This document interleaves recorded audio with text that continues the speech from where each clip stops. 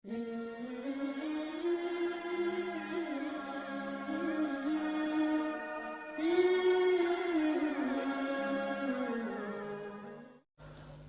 ونصلی علی رسول کریم اما بعد۔ مشکات شریف کی یہ حدیث ہے کہ اللہ کے نبی صلی اللہ علیہ وسلم نے ارشاد فرمایا کہ اللہ جل شانہ فرماتے ہیں کہ میں ہی اللہ ہوں، میرے علاوہ کوئی معبود نہیں، عبادت کے لائق نہیں، سب بادشاہوں کا بادشاہ ہوں، سب بادشاہوں کا مالک ہوں، اور سارے بادشاہوں کے دل میرے قبضے کے اندر ہے۔ جب لوگ میری فرما برداری کرتے ہیں، میری اطاعت کرتے ہیں، تو میں ان کے بادشاہوں کے دلوں کے اندر ان کی عوام کی رحمت اور شفقت ڈال دیتا ہوں،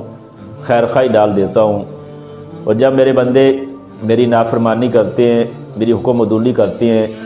تو میں ان کے بادشاہوں کے دلوں کو ان کے بارے میں سخت کر دیتا ہوں۔ پھر وہ اپنی عوام کو برا عذاب چھکاتے ہیں، برا مزہ چھکاتے ہیں، ان کے دل کے اندر عوام کی خیر خواہی نہیں ہوتی۔ اس لیے اللہ جل شانہ نے فرمایا کہ اپنے حکمرانوں کو برا بھلا نہ کہو، اپنے بادشاہوں کو برا بھلا نہ کہو، بلکہ اپنے اعمال کو ٹھیک کرو۔ جب تم اپنے اعمال کو ٹھیک کر لو گے، میری فرما برداری کے اندر لگ جاؤ گے، تو میں تمہارے حکمرانوں کو خود ہی تمہارے بارے میں نرم دل کر دوں گا۔ آج ہر آدمی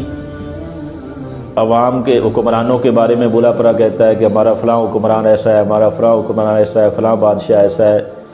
تو وہ عوام کا خیر خواہ نہیں ہے، مہنگائی ہوگی، فلاں چیزیں ہو گئی۔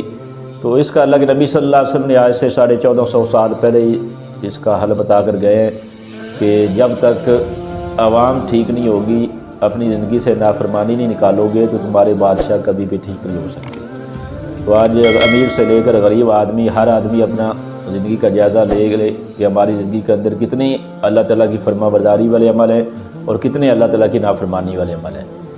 تو جب ہم خود ٹھیک نہیں ہوں گے، جب ہر آدمی یہ نیت کر لے کہ میں اپنی زندگی سے نافرمانی والے عملوں کو نکالوں گا اور اپنی 24 گھنٹے اللہ تعالیٰ کی فرما برداری والے کاموں کے اندر لگاؤں گا، تو اللہ جل شانہ خود ہمارے اوپر ایسے حکمرانوں کو بھیجیں گے جو عوام کے خیر خواہ ہوں گے، عوام کا دکھ درد ان کا اپنا دکھ درد ہوگا، اور ہر ایسا کام کریں گے جس سے عوام کا فائدہ ہوگا، عوام کے نقصان والا کوئی عمل نہیں کریں گے۔ تو اس لیے حکمرانوں کو، بادشاہوں کو گالیاں دینے کی بجائے، ان کے اندر اپنا وقت ضائع کرنے کی بجائے ہم اپنے اعمال کی فکر کر لیں، تو انشاءاللہ ہمارے حکمران خود ہی نرم دل ہو جائیں گے اور عوام کے خیر خواہ ہوں گے۔ تو اللہ کی ذات سے دعا ہے کہ اللہ تعالیٰ ہمیں اللہ کے نبی صلی اللہ علیہ وسلم کے اس فرمان پر اور اللہ جل شانہ کے اس فرمان پر ہمیں صحیح صحیح عمل کرنے کی توفیق دے۔ وآخر دعوانا ان الحمد للہ رب العالمین۔